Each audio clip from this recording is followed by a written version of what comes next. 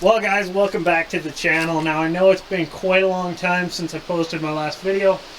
You know, we're still making content, we're doing videos. I've been super busy with my personal side of life, especially with work. I ended up quitting my job, getting a different job. Still, of course, heavy duty mechanic, but I'm up running around on a pipeline now. So I have a different schedule. I'm not going to be able to post quite like I've been doing, but we do have a lot of stuff planned for you guys, and you know, content will be scattered, but we'll still be trying to get it out to you guys. Now, of course, we're still building our channel. We're just about 2,000 subs, which I'm super happy about. But as we let this sucker grow, you know, we'll get good content out, get what you guys want to see out, and we'll keep building the channel and keep building projects and stuff. But today, we've already done so much. We saved you guys about a 6-hour drive, but we're back at home. Of course, we've got the 2014 behind us. Now, you might notice there's stuff on the bed. So, you guys know we wanted a new wheel and tire setup. I hemmed and hawed of what we were going to do with this truck for so long. Now, of course, it's got some Toyo highway tires, open countries. They're actually a really nice tire. We've put a lot of K on these, a lot of highway.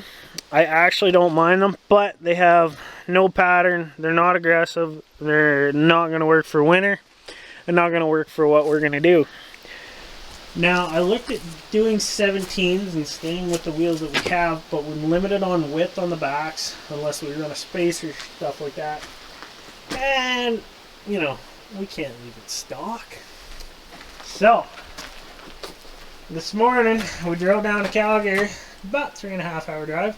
We went to Innovative Auto Works, which is the Dually Wheels Canada website. It's part of Innovative Auto Works. So, we picked up some wheels and tires. Now, all I'm going to show you right now is this. So, I'm using an AMP tire. It's a 35-12-5 22. Now, I'm not going to show you what wheels we went with, because we got to unload these, and then we're going to pull those off, and then we're going to show you guys what we need to run those tires. I'm going to leave it off there. I do a time lapse, but I don't have a tripod, so I'm going to unload those. We'll get the truck up. We're going to get these rears off. We're going to start with the rear. So let's hop right into it, guys. Alright guys, so step one, you know, pull your wheels off. And you want to go ahead, prep your surfaces, you know, get that all nice and clean, wire wheel it, you know, and check over your threads on your studs. While you're here, check your brake pads. But before we go ahead and put wheels on, we have one thing we got to do quick. You may now be curious why I have 4 boxes here. These have to go on before we put our wheels on. Now, you probably figured it out by the title what we're actually doing, but if you have not clued in yet, we're doing a big 10 lug. So we're putting semi wheels on. Now you might be curious, like, how did you put a 22-inch tire on a semi wheel? It should be a 22.5. I wonder.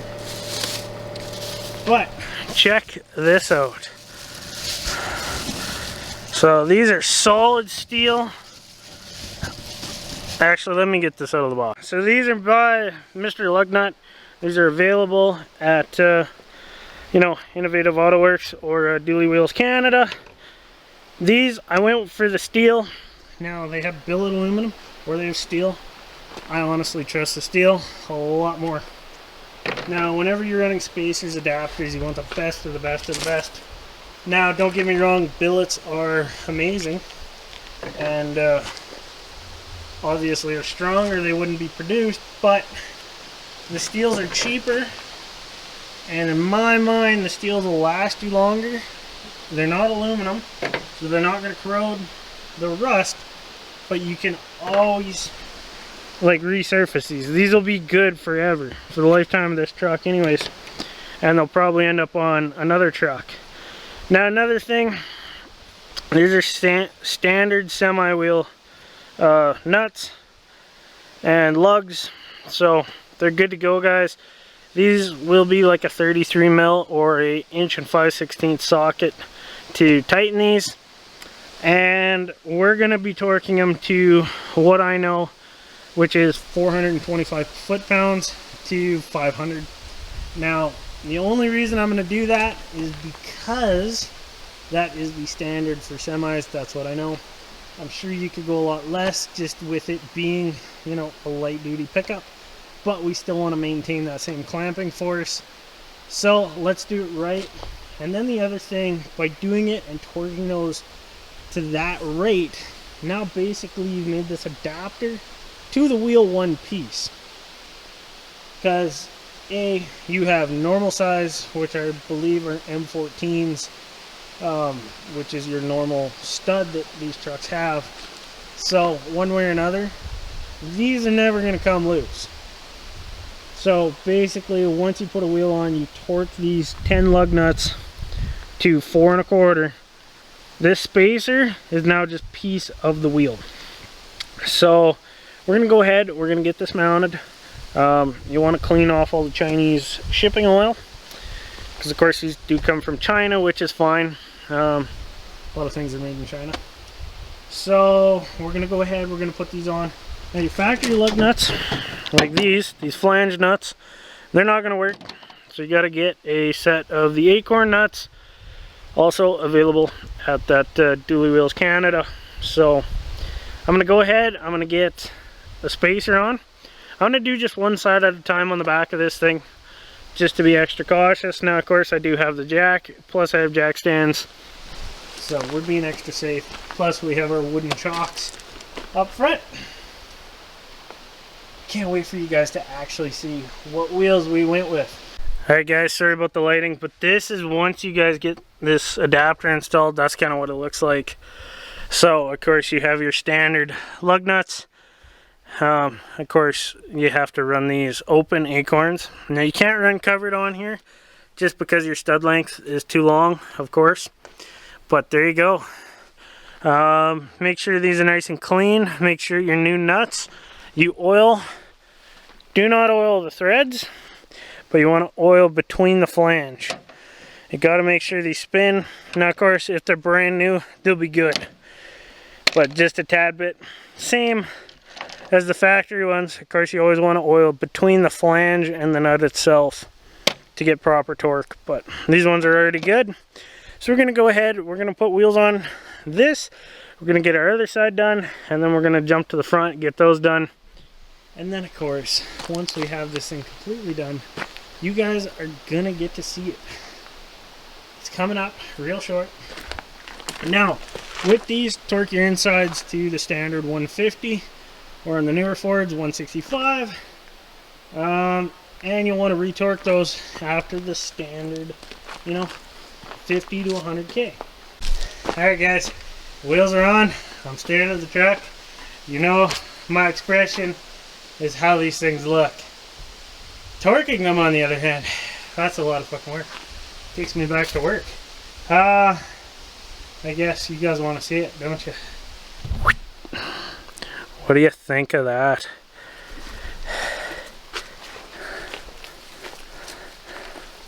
So we don't have our center caps on quite yet, but you might have noticed I put on the wrong adapter to begin with.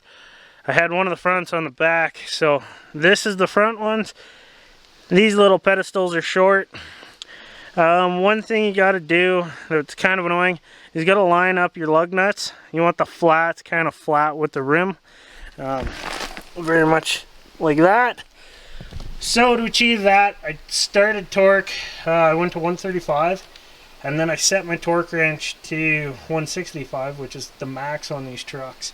And I lined the nuts as best as possible. Some of them I had to do twice, like back them off, reset them. At 135, you're not over torqued, you're not under torqued, but the closer you are to that 150, the better. Now you definitely don't want to go over 165 ever. Now if you can get nuts that are the round ones that are like the spline drive. Those will probably work better in this case. I didn't have those, so I made these work. You know, do this at your own risk.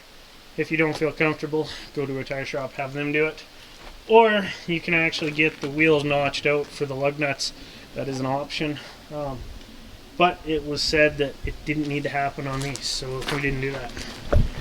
But what do you guys think of that rear? So this is what I mean. These pedestals, they're massive, they stick out, and you have a lot of thread showing on the nuts, where if you put the back one or the front one on the back, you don't have that, as you probably saw. So, but quite a good amount of stick out, not too much. And then of course we also have clearance between the wheel and the leaf springs, and then you have a good gap, like I can stick my hand between the two duals. Now, depending on the province, the state, you're not allowed your duals to touch. That's illegal. So you cannot stick like 12.5s on factory wheels because they'll touch. Plus you want to be able things to clear out, mud to clear out, stuff like that. So good idea to have it proper for sure. But we have a shit ton of tire now. We gotta get new flaps eventually, and surprisingly enough, the front's clear. So I'm gonna get Kenna to fire this thing up. I'm gonna get her to turn lock to lock on the front wheels. I want to show you guys the clearance, so we're gonna do that right now.